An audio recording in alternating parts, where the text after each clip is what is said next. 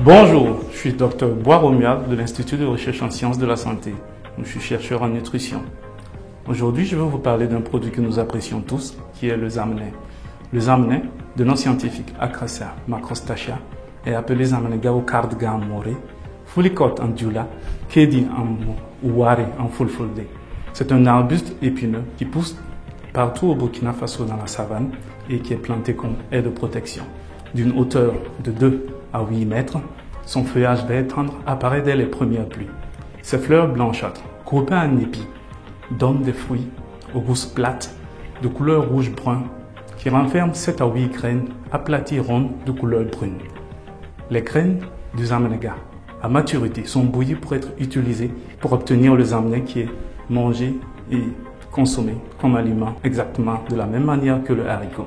En plus de la préparation du zamneh, les graines du zamneh sont utilisées pour la préparation de sauces avec le capoki rouge ou de gombo accompagnant le tout. Les graines peuvent également être fermentées pour obtenir un condiment qui peut être utilisé de la même manière que l'on utilise le sumbala. Selon les études disponibles, les graines d'Acacia macrostachya ont une teneur très forte en protéines, de l'ordre de 37%.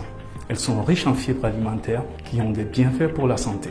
En effet, les fibres alimentaires ralentissent la vitesse d'absorption des glucides et des sucres, ce qui permet d'éviter un taux élevé de sucre dans l'organisme qui à long terme peut entraîner l'apparition du diabète de type 2. Les fibres alimentaires luttent également contre la constipation et nous protègent de certains cancers digestifs comme le cancer du côlon. Une autre qualité des fibres alimentaires est sa contribution à la réduction de la quantité de cholestérol dans le sang.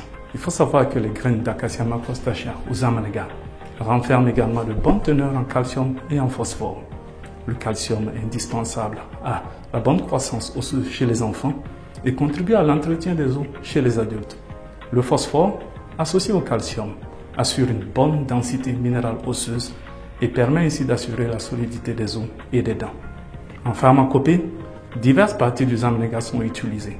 Par exemple, les feuilles sont utilisées pour le traitement des morsures de serpent, le soin des abcès dentaires. L'écorce peut également être utilisée en association avec d'autres plantes pour le traitement des diarrhées, accompagné de vomissements et la blénorragie. Les extraits aqueux des racines tonifient le cœur et préviennent ainsi les anomalies liées au rythme cardiaque.